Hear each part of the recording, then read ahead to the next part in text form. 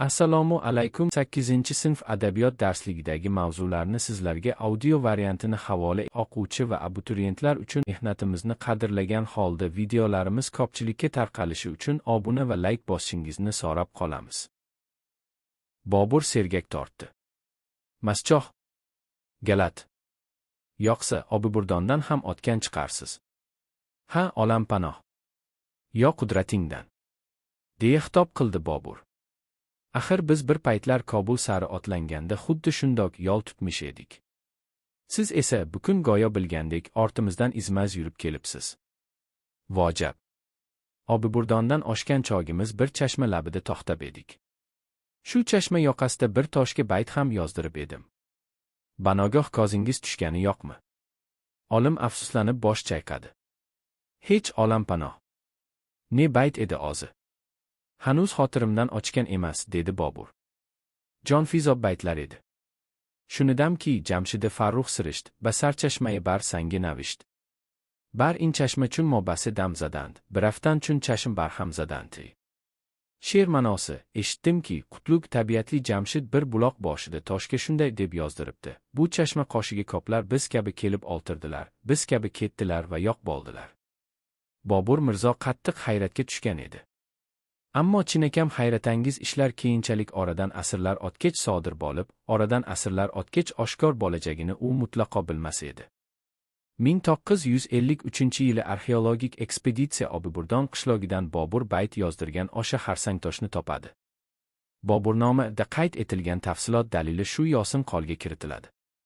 Lekin eng hayratlanarli nuqta shundaki, qissamiz qahramonidan 3 asr muqaddam yashab o'tgan shoirlar shohi Shayx Muslihiddin Sadiyning jonbasti kalomidan vujudga kelgan va xushnavo shoir Mirzo Bobur ko'ngligagina emas, balki chong harsanga ham naqsh ettirib abadiyat bagishlashga intilgan bu baytlar, oradan 3 asr o'tgach, yana bir buyuk otashnafas shoir, rus she'riyatining quyoshi, Aleksandr Pushkinning ham yuragiga titratma soladi. Bog'cha saroy favvorasi ga aynan shu baytlar epigraf qilib olinadi. Bir-biriga g'oyibona talpingan buyuk qalblar ana shunday g'oyibona diydor ko'rishadilar. Bir-biridan asrlar osha, millatlar, til va mazhablar osha ayri yashagan 3 daho shoirning sonmas nafasi bu baytlarning mo'jizakor qudrati tufayli shu tariqa ulug'vor sir, tengsiz sehr kasb etadi. Vaqtning qattol beshafqat yillari turfa zamonlar qariga sovurgan ularning jismu joni she'riyat diyorining boqiy bagrida yagona vatan topadi. Yuqoridagi 3 buyuk ijodkorning qalban yaqinligini aks ettirgan tortlikni qanday izohlaysiz? Bobur sergak tortdi. Maschoh. Galat. Yoqsa Obiburdondan ham otgan chiqarsiz. Ha, olam panoh. Yo qudratingdan. deya xitob qildi Bobur. Axir biz bir paytlar Kobul sari otlanganda xuddi shundoq yo'l tutmish edik. Siz esa bukun go'yo bilgandek ortimizdan izmaz yurib kelibsiz. Vojab. Obiburdondan oshgan chogimiz bir chashma labida to'xtab edik. Shu chashma yoqasida bir toshga bayt ham yozdirib edim. Banogoh ko'zingiz tushgani yo'qmi? Olim afsuslanib bosh chayqadi. Hech olam panoh. Ne bayt edi o'zi? Hanuz xotirimdan ochgan emas, dedi Bobur. Jonfizo baytlar edi. Shunidamki, Jamshidi Farruh sirisht, ba sarchashmay bar sangi navisht. Bar in chashma chun mobasi dam zadand, biraftan chun chashim bar ham zadanti. She'r ma'nosi, eshitdimki, qutlug tabiatli Jamshid bir buloq boshida toshga shunday deb yozdiribdi. Bu chashma qoshiga koplar biz kabi kelib oltirdilar, biz kabi ketdilar va yo'q bo'ldilar. Bobur Mirzo qattiq hayratga tushgan edi. Ammo chinakam hayratangiz ishlar keyinchalik oradan asrlar o'tgach sodir bo'lib, oradan asrlar o'tgach oshkor bo'lajagini u mutlaqo bilmas edi. 1953-yili arxeologik ekspeditsiya Obiburdon qishlog'idan Bobur bayt yozdirgan o'sha xarsangtoshni topadi. Boburnomada qayd etilgan tafsilot dalili shu yosin qolga kiritiladi. Lekin eng hayratlanarli nuqta shundaki, qissamiz qahramonidan 3 asr muqaddam yashab o'tgan shoirlar shohi Shayx Muslihiddin Sadiyning jonbasti kalomidan vujudga kelgan va xushnavo shoir Mirzo Bobur ko'ngligagina emas, balki chong harsanga ham naqsh ettirib abadiyat bagishlashga intilgan bu baytlar, oradan 3 asr o'tgach, yana bir buyuk otashnafas shoir, rus she'riyatining quyoshi, Aleksandr Pushkinning ham yuragiga titratma soladi. Bog'cha saroy favvorasi ga aynan shu baytlar epigraf qilib olinadi. Bir-biriga g'oyibona talpingan buyuk qalblar ana shunday g'oyibona diydor ko'rishadilar. Bir-biridan asrlar osha, millatlar, til va mazhablar osha ayri yashagan uch daho shoirning sonmas nafasi bu baytlarning mo'jizakor qudrati tufayli shu tariqa ulug'vor sir, tengsiz sehr kasb etadi. Vaqtning qattol beshafqat yillari turfa zamonlar qariga sovurgan ularning jismu joni she'riyat diyorining boqiy bagrida yagona vatan topadi. Yuqoridagi uch buyuk ijodkorning qalban yaqinligini aks ettirgan tortlikni qanday izohlaysiz? Nene go'zal maskanlarni zabt etmadim. Lekin hech qayda oshdek latofatlik bir viloyatni ko'rmadim. U xayolga cho'mgancha tagin jim bo'lib qoldi. U yerda bir ustuvor tog' bor, barokkoh derlar. Men oshni olganimda tarix 902 da, Tangri taolo inoyati bilan ushbu tog'ning tumshugida bir ayvonli hujra soldim. Tamom shahr va mahallot oyoq ostida edi. Hanuz o'sha hujra ko'z ongimdan ketmaydir. Ayniqsa shu kunlar. Qani edi inon ixtiyorim o'zimda bo'lsa-yu, 5 kunlik gunohkor umrning qolganini o'sha hujrada o'tkarsam, deya tuyqusdan shivirladi Bobur. Hofiz Koyki unga hayronalik bilan qaradi. Bobur go'yo suhbatdoshini unutgandek parishon oltirar edi. Ming ta'assufki, dard bor, darmon yo'q. U ogirtin oldi. Saltanat shunday bir tilsim ekanki, Mavlono uni qo'lda tutmoq uchun kishi avvalo qo'lidagi inon ixtiyoridan xalos bo'lmogi lozim ekan. Hofiz Koyki nima deyarini bilmay qoldi. Meni sohib Qur'on, 7 iqlimning shamsi anvori, shahanshohi olam deb ko'klarga ko'taradilar, deya hasratli tovush bilan so'zlardi Bobur. Lekin biror kimsa bilmaydiki, men ham asli shu yog'och taxtga qaramman, mana shu yaltiroq tojga qulman. Illo har bir banda faqat Allohgagina qul emas. Olim birdan qizarindi. Axir u ham Boburni necha dafa takror va takror ayni o'sha so'zlar bilan madh etmaganmidi?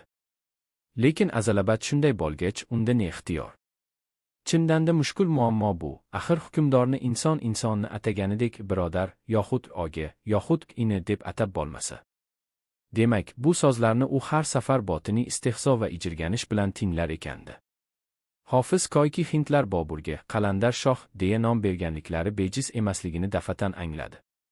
U yurtlar endi bizga harom, Bobur qo'lidagi piyoladan paydarpay bodisib qarardi. Olmaning sarxilini qurt yermish. Yurt buzguvchi, badfe'l, boyqush shohlarga qoldi u viloyatlar. Alarning aqli boshidagi tojidan hargiz tashqariga chiqmagay. Yo'qsa, birining etini biri yeb, yurtini ganimga berarmidi? Olimning vujudiga simobdek titroq yugurdi. Alarning aqli boshidagi tojidan hargiz tashqariga chiqmagay. Boburning sarmast, ammo ma'nodor so'zlari uning yuragida ilhom otini yoqdi. Shu bir jumla ne vaqtdan buyon to'xtab yotgan asariga najotbaxsh ko'prik bo'lib tushuvi muqarrar edi. U olampanohdan tezroq ijozat olib qo'zgalish istagida ortana boshladi. Yana sukunat cho'kdi. Hofiz Koyki na bu osoyishta, dilbar sukunatni, na oyga tolgan Boburning xayolini buzishga jur'at etardi. Mavlono. Bobur tuyqusdan unga ogirildi. Siz ko'p mushkulotlarni boshdan kechirgan sohibi aqlsiz.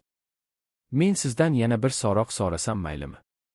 Bosh ustiga olimning birdan tili tutildi. So'ng jur'atsizgina, bosh ustiga olampanoh, dedi. Mana siz. Yo'q, Allohning har bandasi goh xud, goh behud tushlar ko'rur. Tushda kishiga ko'p biliksiz narsalar ayon bo'lgusidir. Shunday emasmi, Mavlono? Ammo mening ne vaqtlarkim men muttasil bir tush ko'rib, mazmunini anglamoqdan ojizman.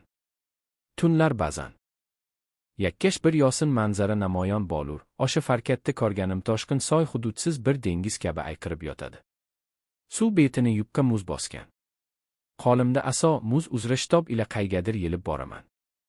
Har qadam qo'yganimda oyogim ostida muz qirs-qirs ushalar, muz har qisilaganda yuragim qalqib ketar. Na dengizning poyoni bor, na yolimning, vahm ichra qaro terga botib tentib yuraman. Sahar chogi hushim boshimdan uchib, ne vaqt hayronu parishon oltiraman. So'ng arkoni davlat munajjimlardan ta'bir so'rayman. Olampanoh, muborak nazaringiz tushgan ul kanora, inshaalloh, saodat sohili bo'lur, deydilar. Mag'ribdan shamol turdi. Gullarning boshi egildi. Quyoshning so'nggi jilvasi toqi ravoqning gulgun naqshlarini yalliglantirdi. Saodat sohili. Bobur yoniq bir xorsinish bilan xitob qildi. Qayda u? Qay baxtiyor kimsa unga yetibdir? Hofiz Koyki hanuz some bo'lib o'tirarkan, lablari beixtiyor shivirladi. Darhaqiqat, qayda u? Bu rubi maskunda saodat istagan banda hech vaqt uning chin diydoriga erishurmikan? Dunyoni zir titratgan Jahongirki unga yetmagan ekan. Ko'p allomalardan, ulamoi kiromlardan so'roqladim. Qayda u? Ko'ngil tingudek bir javob topmadim, deya davom etdi Bobur. Goh aytdilarki, u Chogir dengizining qirg'ogida, goh dedilarki, ma'rifat daryosining kanorasida. Goh esa uqtirdilarki, savob umonining sarhadlarida. Hofiz Koyki dilidagi gap tiliga qay yosin qalqib chiqqanini bilmay qoldi. Saodat sohili vatanda olampanoh. Bobur birdan yalt etib qaradi. Shohning sarxush ko'zlarida nogoh okinch ko'lankasi paydo bo'lganini ko'rib, Hofiz Koyki g'ayrishuuriy tarzda uning dilidagi bitmas jarohatga tig tortganini payqadi-yu, xijolat chekib yerga tikildi. Quyoshni o'z bagriga dafn etdi. Bulutlarning ko'ksi qonga to'ldi. Olisdagi toklar unsiz faryod chekdi. Yorug' olamda bu faryodni muazzam toqiravoqda o'z xayollariga garq bo'lib o'tirgan ikki kishidan bo'lak biror kimsa eshitmadi. Kanora sohil, qirg'oq some eshituvchi, tinglovchi. Hofiz Koyki hujrasidan chiqib, asta kundalik mashg'ulotlariga otlanganida mulozim kelib, huzuri muborakka, shoh qabuliga taklif etdi. Bobur uni shu paytgacha hali biror marta ertalabdan yo'qlamagan oqshomlarigina suhbatga chorlar edi. Olim kutilmagan taklifdan taajjublanib, saroy sari yo'l oldi. Devonda Bobur negadir yolg'iz, arkoni davlatdan hech bir kimsa ko'rinmas edi. Hofiz Koyki ta'zim ado qilib, ko'rsatilgan joyga oltirarkan, Bobur unga sinchkov nazar solib, "Ustingizdan shikoyat bor, Mavlono", dedi. Hofiz Koyki azbaroyi gangiganidan talay vaqt tili kalimaga kelmay qoldi. "Yo Rabbano, quruq tuhmatdan o'zing asra." Nihoyat yurak yutib, bogiq ovoz chiqardi. "Gofil qulingizdan ne gunoh sodir bo'libdir, olampanoh?" "Gunoh shulkim", dedi Bobur qat'iy ohangda, "bakovullarimiz sizdan qattiq ranjibdirlar, tortgan taomlardan loqal bir luqma tanovul etmas emishsiz." "Shu gap chinmi, Mavlono?" Hofiz Koykining vujudi zirillab bo'shashdi. "Hayriyat." "Ha, olampanoh", dedi u bosh irgab. "Sabab?" deb so'radi Bobur chimirilib. "Sabab? Olampanoh, xotiringizga badgumonlar kelmasin, bakovullaringizda ham, taomlarda ham hech bir ayb yo'qdir", dedi olim ohista tin olib, "Alardin tanovul etmasligimning boisi shundakim, men tutmish tariqat yo'li bunga imkon bermaydir. Ma'lumingizkim, maqomoti Naqshbandiyaga binoan, ozganing minnatsiz, ozganing mehnatsiz, oz mehnati bilan topilgan narsagina kishiga halol sanalur." Bobur birdan sovsiz qoldi, sukutga cho'mdi. "Xo'p, bu uzringizni inobatga olaylik", dedi u nihoyat hamdardona bir yo'sinda. "Lekin sizning ko'cha-ko'ylarda suv tashib, yer supurib yurishingiz o'z sha'ningizga ham, bizning sha'nimizga ham yarashmas. Og'ziga kuchi yetmagan mardum aytmasmiki, musofir mehmonini sigdirmabdir", deb. Hofiz Koyki xijolat chekib kulimsiradi. "Ko'ngil to'g'ri bo'lgach, mardumning har ne gap so'zi hech emasmi, olampanoh?" Bobur yana uzoq o'yga toldi. "Xayr, mayli, biroq xizmatingizga berilgan mulozimlarni jo'natib yubormoq hojat erdi." "Olampanoh", dedi olim qo'lini ko'ksiga qo'yib. "Otinib so'raydirmen, bu harakatlarim zinhor noshukurlik deb baholanmasa. Nachora, bu notavon banda mulozim saqlamoqqa qodir emas.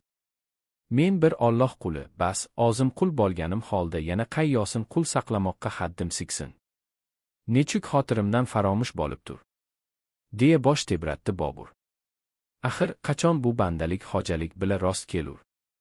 Shunday emasmi, Mavlono?" "Haqqasti rost, olampanoh." Gap so'z tugagandek, har kim o'z fikroylariga garq bo'lgandek edi. Bir payt Hofiz Koykining quloqiga allaqanday hasratli, shikvakor shivir chalindi. "Unda bizning ahvolimiz ne kechur, Mavlono?" Olim boshini ko'tarib, Boburning mubham iztirob chokkan ko'zlarini ko'rdi, ko'rdi-yu botinib qaray olmadi. "Shikvakor, noligan namo, shikoyat namo."